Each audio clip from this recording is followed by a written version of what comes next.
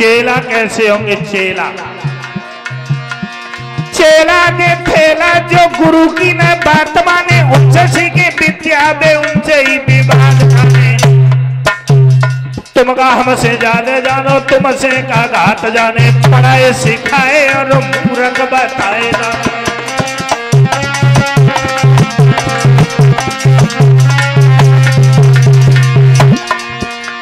और गुरु कैसे हुए लला? गलियन गलियन गुरु फिरे, चेला माला ले। नरक जाओ चाहे स्वर्ग जाओ, लेकिन हमें रुपया।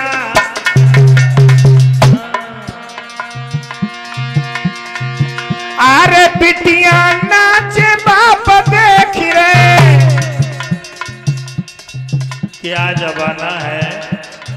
लड़की नाच रही है और बाप खड़े होकर के देख रहे हैं।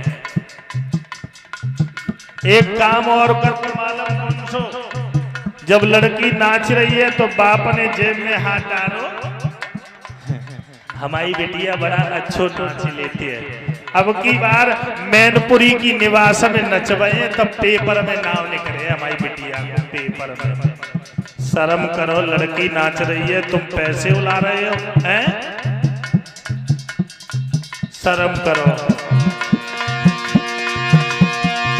अरे बिटिया नाचे बाप देख रहे, आखिन से नए शर्माए। कलयुग के जमाने तूने कैसे रंग दिखाए। कलयुग के जमाने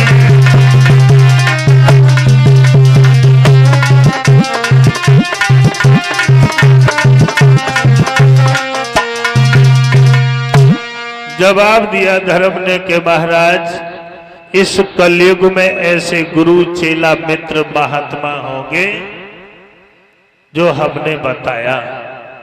परीक्षित बोले घबराओ नहीं, हम इसे मार देंगे। धर्म बोला महाराज एक बात और याद आ गई, हम बता रहे हैं कलयुग की उम्र 4,32,000 वर्ष की है, जिसमें व्यतीत थोड़ा ही हो पाया है और ज्यादा नहीं थोड़ा परिवर्तन हो पाया है। ज्यादा नहीं थोड़ा। कितना? तो धर्म समझा करके बोला है, सुनो महाराज। कि गई बदली देश की प्रणाली रे, हुआ देश धर्म से खाली।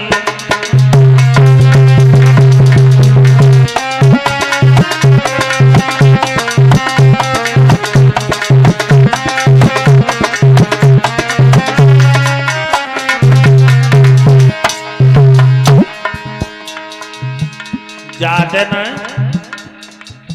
थोड़ो परिवर्तन हो पाओ। पेड़ो देखे बुलाई लई घर सारी, हुआ देश धर्म से खाई गई।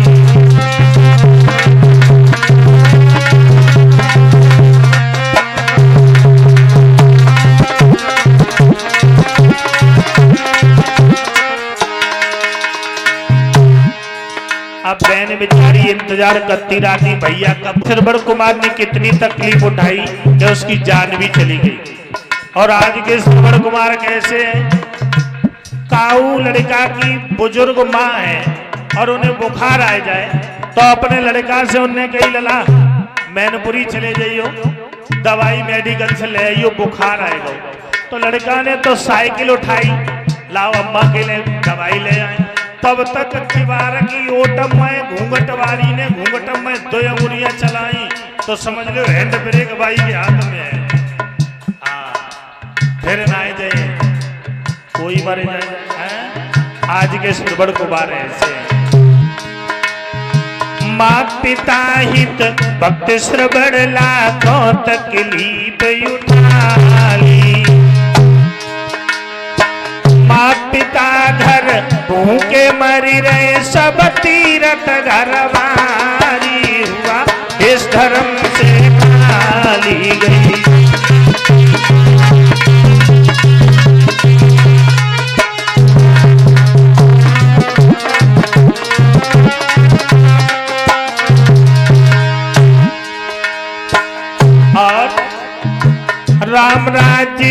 कृष्ण राज्य में बही दूध की नाली।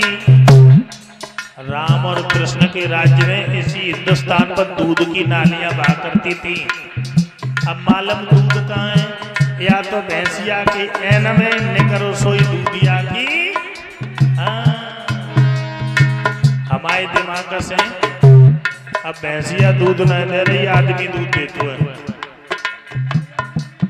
दूसरे की हम क्या कहें? हम देहरादून में रहते हैं, अगर कोई सवेरे ही सवेरे यहाँ से पहुंच जाए तो हम बात से जाएगा तो भैया दूध वारो ही ना आओ तो तुम्हें चाय पियाई देते। तो हमारे के लिए भैंसिया ने वो आदमी दूध देते हुए। राम राज्य और कृष्ण राज्य में बही दूध की नाली। उन्हीं के वंशज अज देखो पिए चाय की प्याली। हुआ देश धर्म से आई गई।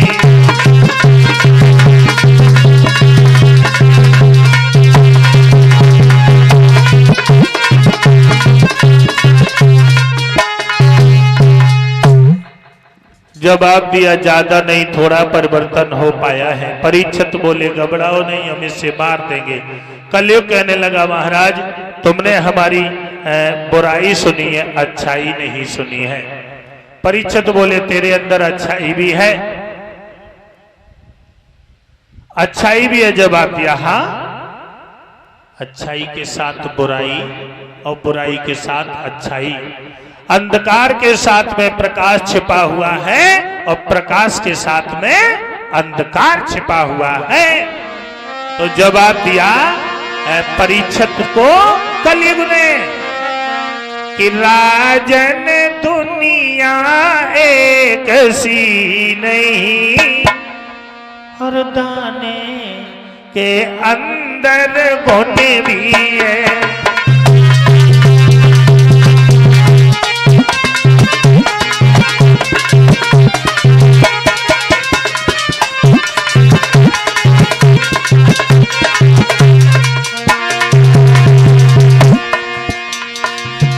राजन दुनिया एक सी नहीं, दाने के अंदर गुण भी है। हर एक चीज पे गौर करो तो गुण भी है, अब गुण भी है।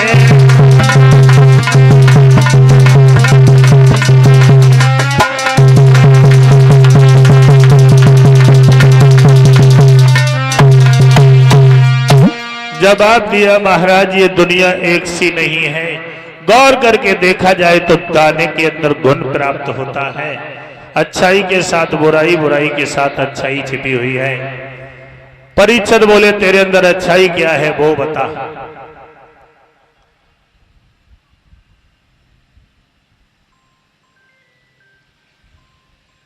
पाप कर सोई अंग भोगी रहे,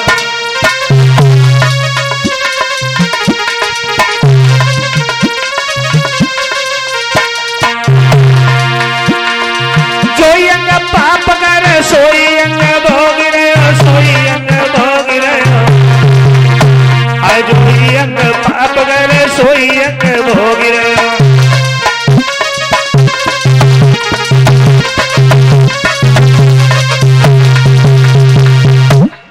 हमारे में ये बताया कि शरीर का जौन सा अंग पाप करेगा वही अंग भोगेगा। उंगली ने पाप किया तो उंगली न के कलाई, ये पहली अच्छाई। दूसरी अच्छाई क्या है? जवाब दिया महाराज दूसरी अच्छाई ये है, पहले सतयुग त्रेता द्वापर में लोगों हजारों वर्ष तक तपस्या किया करते थे, हजारों वर्ष तक, लेकिन फल नहीं मिलता था। लेकिन ये भी नहीं है हमारे में। हमारे में क्या है बताया कि कलयुग के बल और नाम आधारा, सुमेरी सुमेरी नर उतरई पारा।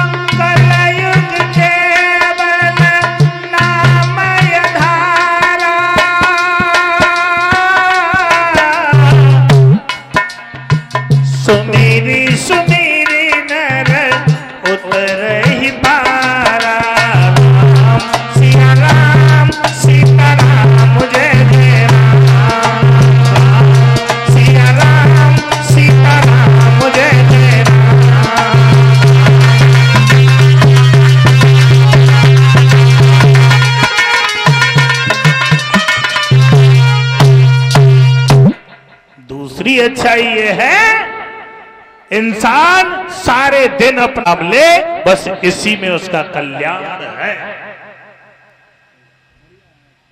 परीक्षित बोले फिर भी हम तुझे छोड़ेंगे नहीं।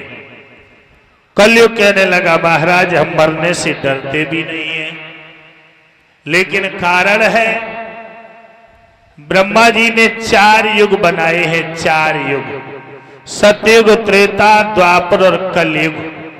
अगर आप हमें मार दोगे तो ब्रह्मा जी की आन टूट जाएगी।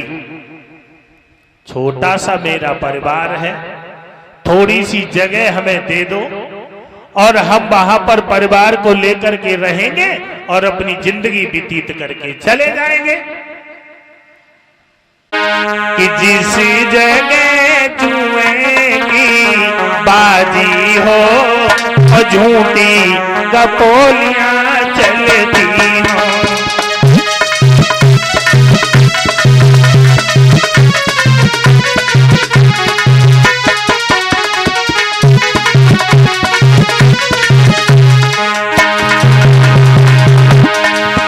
जिस जगह जुए की बाजी हो झूठी कपोलियां चलती हो, वैश्याएं जहां निवासनी हो मद की प्यालियां चलती हो।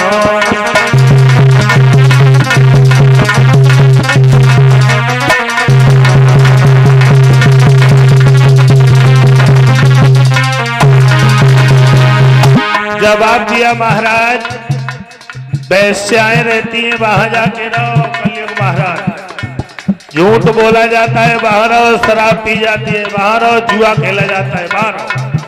कलयुग कहने लगा महाराज ये जगह अच्छी नहीं, कोई और जगह बताओ, और जगह बताओ। तो परीक्षित बोले सुनो, जिस जगह न हरि को ध्यान रहे, जिस जगह न गुरु को मान रहे, जिस जगह स्वर्ण की कांति रहे, बस भाई तुम्हें स्थान रहे।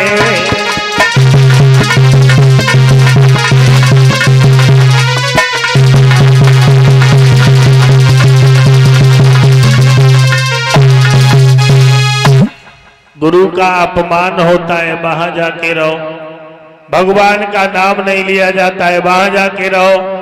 कलयुग बोला ये भी जगह अच्छी नहीं, कोई और बताओ।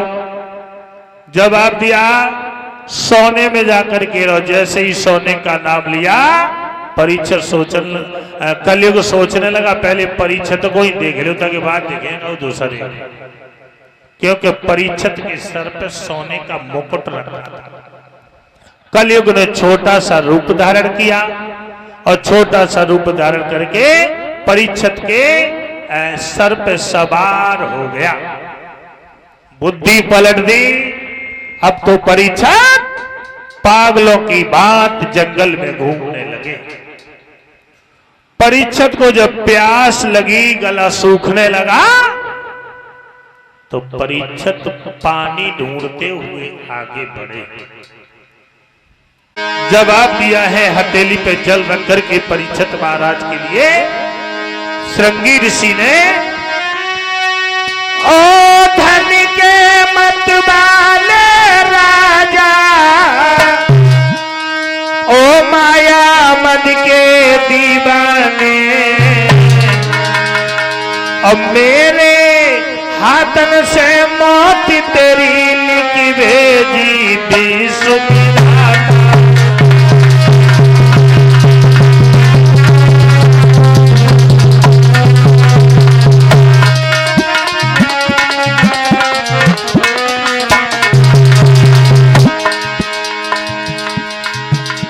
और घमंडी राजा मेरे पिता की गर्दन में मरा हुआ सर्प डाल के गया है, तो मेरा भी श्राप सुन ले। और कहा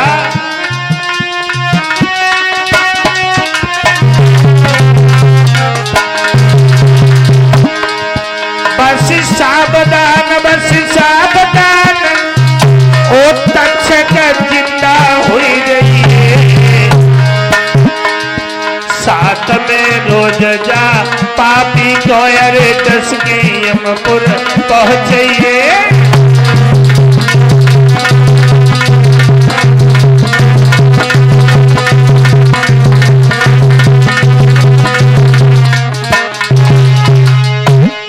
जवाब दिया, और एक घमंडी राजा मेरे पिता की गर्दन में मरा हुआ सर्प डाल के गया है, तो मेरा ये श्राप है कि आज के 7वें दिन यही सर्प जीवित होगा, तक्षक बन के तुझे डस लेगा और तेरी मौत हो जाएगी। जैसे ही श्राप दिया तो लोमस ऋषि की समाधि टूट गई। देखा श्रृंगी ऋषि खड़े खड़े रो रहे थे। जवाब दिया, बेटा रो क्यों रहे हो? हाथ जोड़ के श्रृंगी ऋषि बोले, तुम्हारी गर्दन में कोई राजा मरा हुआ सर्प डाल के चला गया, लेकिन तुमने कुछ कहा तो नहीं। बोले कुछ नहीं कहा, बस इतना कहा है कि आज के 7वें दिन यही सर्प जीवित होगा, तक्षक बन के उसे डस लेगा, उसकी मौत हो जाएगी। लोमस ऋषि बोले, बेटा तुमने बहुत बुरा किया। उस राजा का कोई दोष नहीं था, दोष तो कलयुग का था जो उसके सर पे सवार था। उससे जाकर के कह दो अपनी जिंदगी का कोई उद्धार का कारण सोच ले। श्रृंगी ऋषि कहने लगे, माफ करना, जबान से निकली बात, धनुष से छूटा तीर और बंदूक की नली से निकली गोली कभी वापस नहीं होती है। जवाब दिया, बेटा तुम्हारी बात तो सच है, लेकिन कभी कभी रास्ताएं बदल जाती हैं। उस राजा से जाकर के कह दो कि अपनी जिंदगी के कोई उद्धार का कारण सोच ले। तो कुछ बच्चे भागते हुए चले और परीक्षित के आंगन में पहुंचे।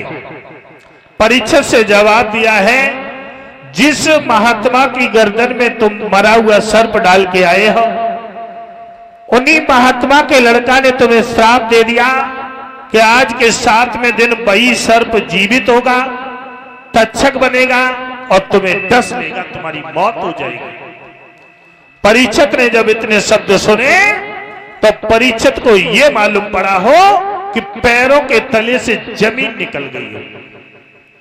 किसी इंसान को जब तो मालूम पड़ जाए कि आज के हम 5वें दिन या 6ठे दिन या 7वें दिन मर जाएंगे, तो वो साधु की जलती ज्वाला,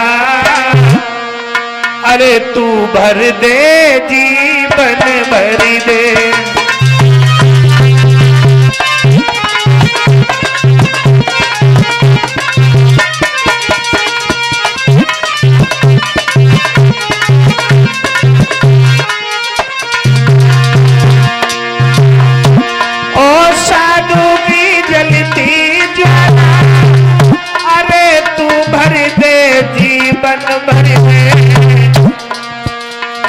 महाकथा का व्रत 1 साल का है और तुम 1 साल तक जग नहीं पाओगी, बैठ नहीं पाओगी, इस वजह से अमर कथा न सुनो। ना हम जग लिए सुनाबो जरूर, हम मानो हमारी बात, बिल्कुल ना माने जत्ता ना। तो पार्वती हट करे गई, और आप लोग जानते हो बाल हट त्रिया हट गलत होता है। छोटो से बच्चा अगर रूठ जाए तो वो जो कहे कि हम छोटी सी मटुकिया में ऊंट रखे हैं, तो मिट्टी को बनाए के रखने पड़े, लेकिन रखने पड़े। और स्त्री अगर रूठ जाएगी, बनारस की साड़ी पहने तो खेत बेच के लाने पड़े, ले जरूर, और ना लाए तो रोट न दुखी। तो भोले बाबा पार्वती को लेकर के एक निर्जन वन में पहुंचे और बाहर जाकर के अट्ठास मार के हंसे तो उस जंगल के पशु पक्षी सब बाहर चले गए। तोती का एक गंदा अंडा जो था वो घोंसला में रखा हुआ था। पार्वती से जवाब दिया, पार्वती हम अमर कथा सुनाएंगे, तुम हुकरा देती रही हो, हुकरा देते रहे। जगह तुम अमर कथा सुना, हुकरा हम दिए। आप अमर कथा सुनाने लगे थे कि अमर कथा श्री जग जननी को और सुना रहे त्रिपुरारी। द्वार पर गिरिजा के संग में करने लगे बिहार, उमा के पड़ी गए सोता, हूँ करा दे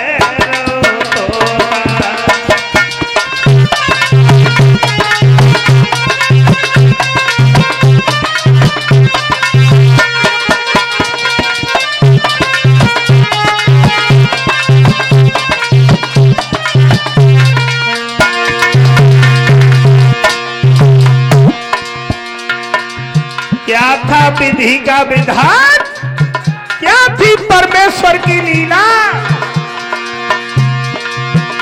अब कथा सुनाई किसी को, तेरो तो हूँ करा कोई।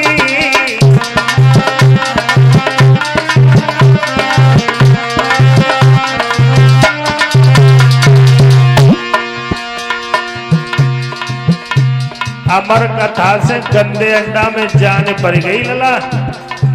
हाँ तो 6 महीना तक पार्वती जगी सोई गई तो अंडा के अंदर से आवाज। अब कथा सुनाई किसी को, तेरो तो हूँ करा कोई।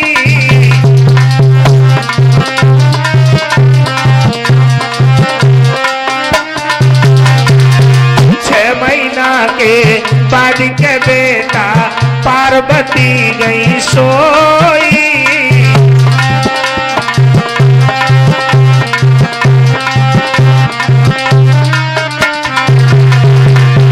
अरे शिव संपूर्ण कथा सुनाई, सब वर्णन विस्तार, उमा के पड़ गए सोता।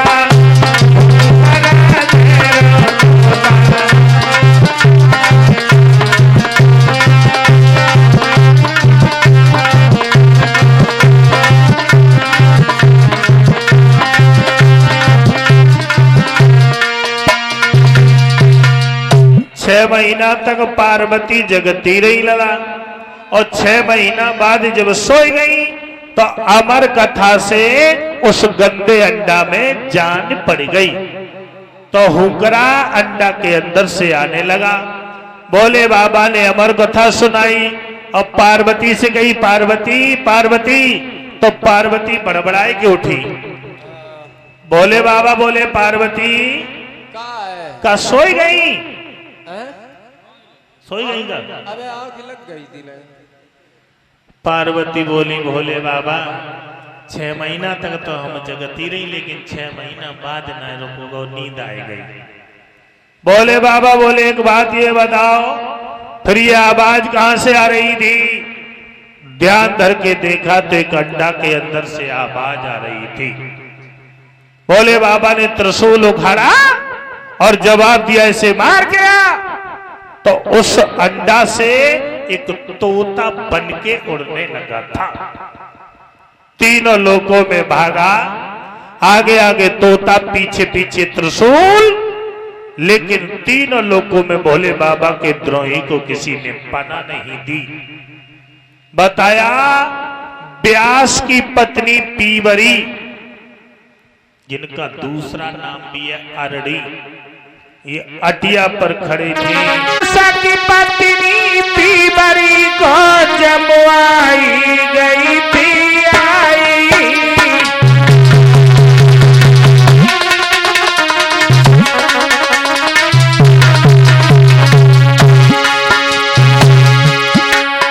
और उड़े तो नया आकाश में देखो नजर पड़ाई।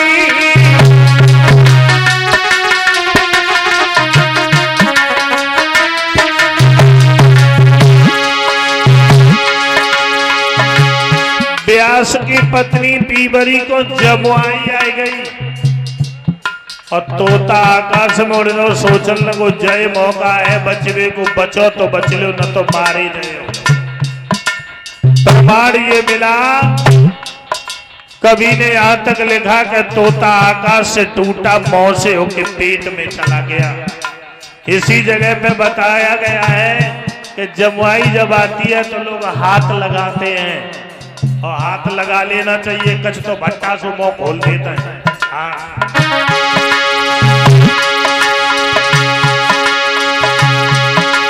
महाराज कहूँ क्या कही न जाती है, मोनिया बलवान बाबई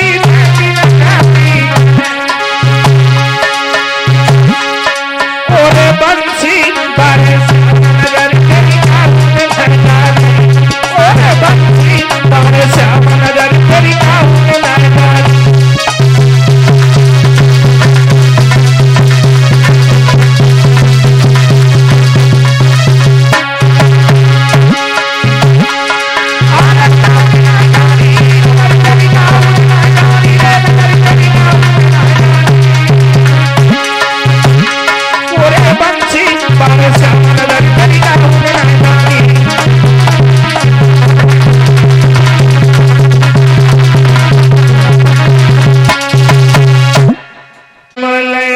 सुख दे बने तब नराल पे तो अंग लगे भागते बनी को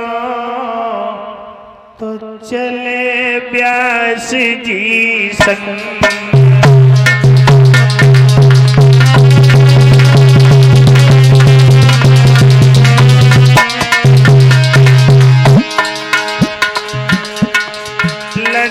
भागते बनी को चले व्यास जी संग।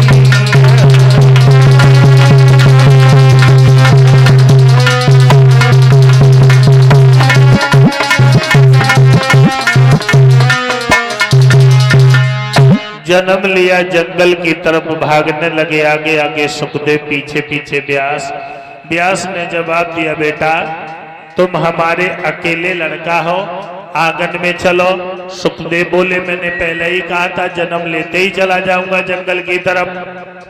है जवाब दिया नहीं। तो सुखदेव ने अपने पिता व्यास से कहा, हमारे एक सवाल का जवाब दे दो, उसके बाद हम देखेंगे। बोले सवाल क्या है? तो समझा करके व्यास ने कहा, बताओ क्या सवाल है? तो सुखदेव बोले, सवाल एक ये है कि एक लड़का गुरुकुल से पढ़ के आ रहा था, एक लड़का, और वो लड़का एक गांव की गली से गुजर रहा था और एक लड़की अटिया पर खड़ी थी।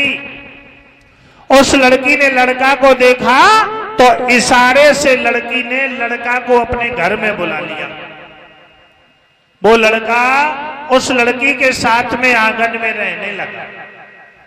एक दिन लड़की के घर वालों ने लड़की के साथ से गुजर रहा है, वही सभी लोग 2 मिनट कीर्तन बोले, उसके बाद आगे की कथा सुने। कि समझ नहीं सारे प्राणी जगत में आवे,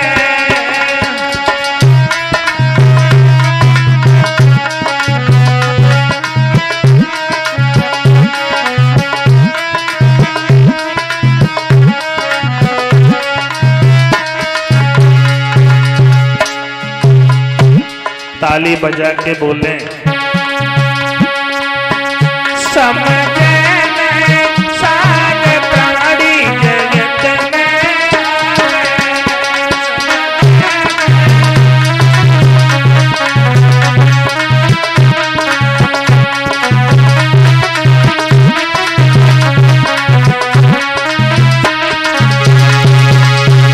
प्राणी जगत भरमावे, जगत भरमावे।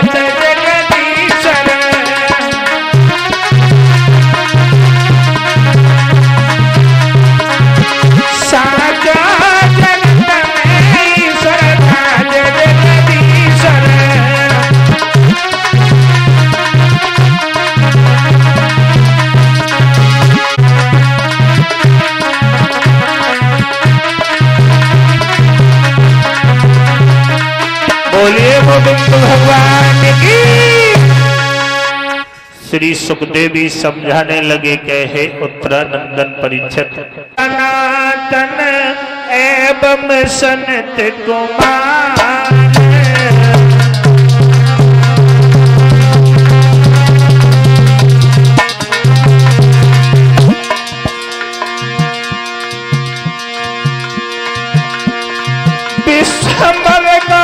विश्व में है पहला अवतार।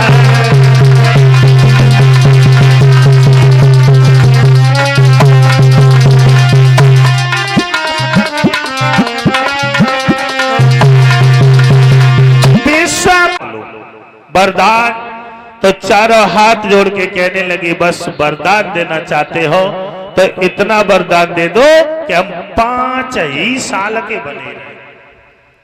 5 ही साल के। मर्जी है बाकी घर में घुस जाए, मर्जी है बाहर चले जाए, लेकिन कोई बुरा नहीं मानेगा। तो ब्रह्मा जी ने वरदान तो दे दिया, और वरदान जब दिया तो ब्रह्मा जी को क्रोध आ गया। ज्यादा ताकत कहां लगाते हुए हैं? सबसे ज्यादा ताकत कहां लगाते हो मालूम? दोनों भौं पे। और जब ब्रह्मा जी को क्रोध आया, दोनों भौं खिंच गई, तो कवि ने ये बताया कि दोनों भौं के बीच से रुद्रों का जन्म हुआ था। रुद्रों का। और रुद्रों से जवाब दिया कि तुम संतान पैदा करो, हम सृष्टि की रचना करना चाहते हैं। रुद्रों ने जब संतान पैदा की तो तमोगुणी संतान पैदा हुई। गुस्सा वाले ब्रह्मा जी ने सोचा कि दुनिया में सब गुस्सा ही बारे हुए हैं, तो एक दिन ये आपस में झगड़ेंगे, मरेंगे, दुनिया नष्ट हो जाएगी। और जब बात हकीकत हुआ के बिना सूखा दीपक और जिस तरह नहीं जल सकता है,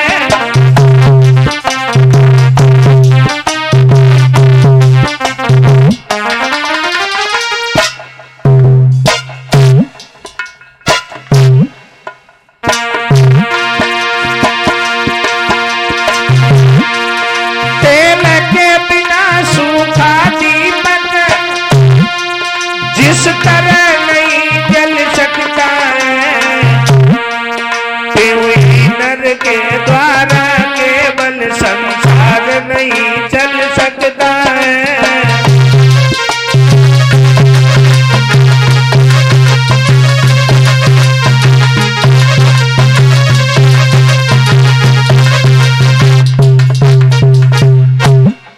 ब्रह्मा जी ने विचार बनाए, जैसे तेल के बिना सूखा दीपक जल नहीं सकता, ऐसे ही इंसान संतान पैदा नहीं कर सकता। ये विचार बना करके उन्होंने एक लड़की को जन्म दिया था, एक लड़की को, और लड़की का पालन पोषण किया तो वो लड़की इतनी सुंदर थी। बताया कि करूं उपमा में बिटिया और दुनिया में कोई नहीं।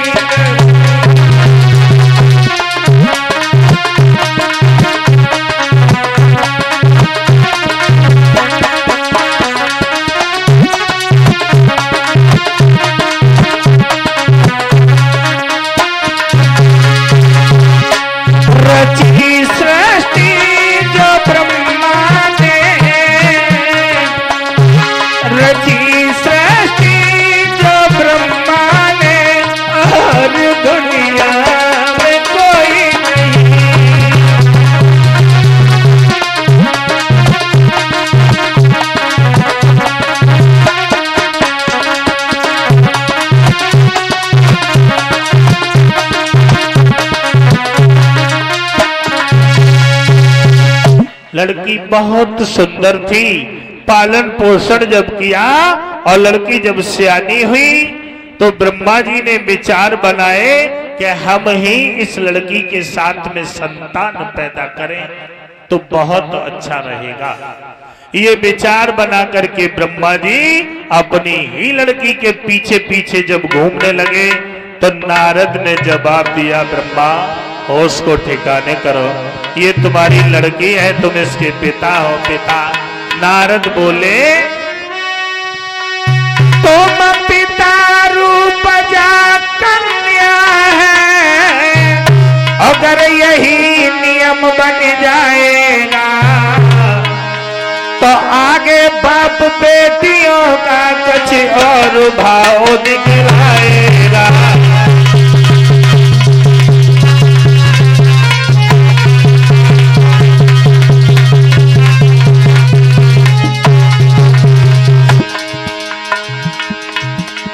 देव ऋषि नारद ने जवाब दिया, ब्रह्मा होश को ठिकाने करो, ये बनाया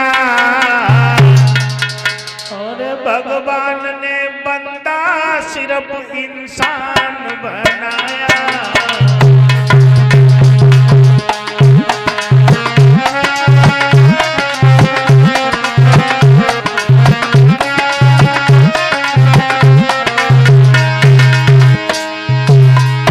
अवनीश स्त्री और पुरुष को जन्म दिया, जातियां कर्मों के आधार से बनी है। ना हिंदू बनाया न मुसलमान बनाया, भगवान ने बंदा सिर्फ इंसान बनाया। भगवान ने बंदा सिर्फ इंसान बनाया।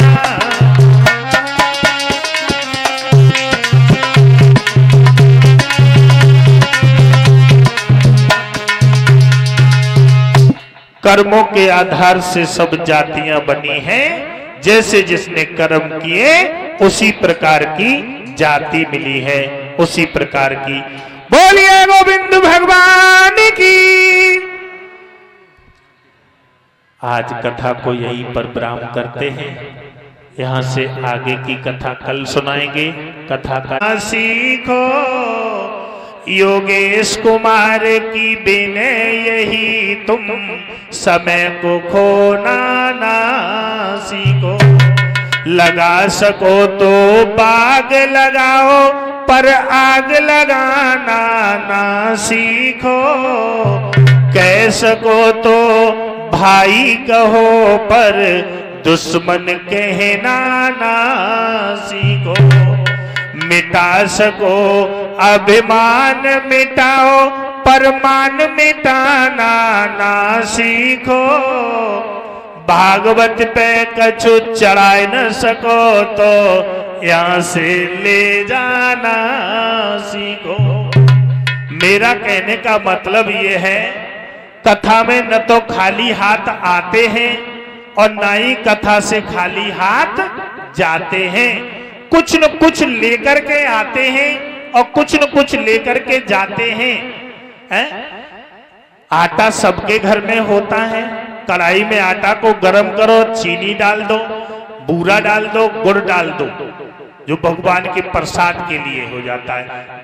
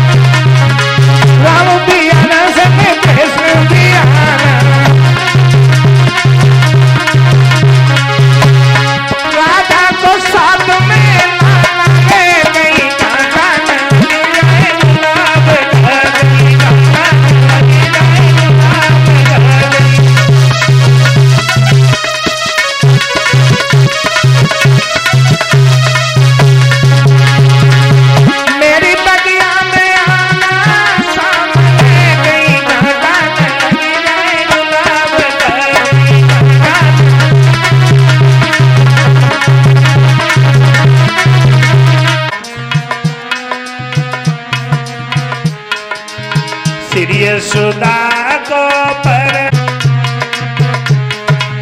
देखत ही मन ले तो चोरैया, ये छब नैनन में भरी लीजे, आरती बाल कृष्ण की कीजे।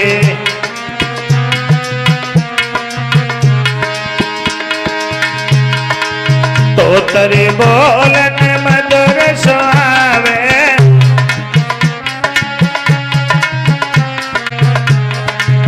अब इनको अपनों करी लीजे,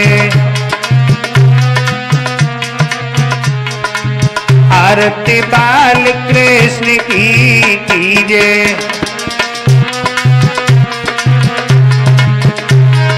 बोलो राधे राधे, बोल श्री राधे, बोल राधे राधे, राधे राधे बोल चले आएंगे बिहारी,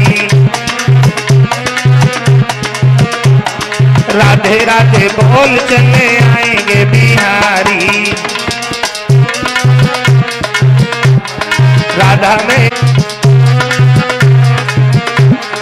राधा मेरी मात तो पिताए बिहारी। बोलिए आरती किसी दूसरे को दे दो, वो घुमा खिलाएं और तुम प्रसाद चढ़ाओ, भोग लगाओ प्रसाद के। पुरुष भगवान की, परीक्षित महाराज की, ग्राम देवता की, ग्राम देवता की, सनातन धर्म की, गंगा यमुना मैया की, भोले बाबा पार्वती की, राधा कृष्ण की, सभी भाइयों की, माताओं बहनों की, कलश वाली बहनों की। बोलिए हर हर महादेव। सभी लोग शांति से अपनी अपनी जगह पर बैठ जाएं।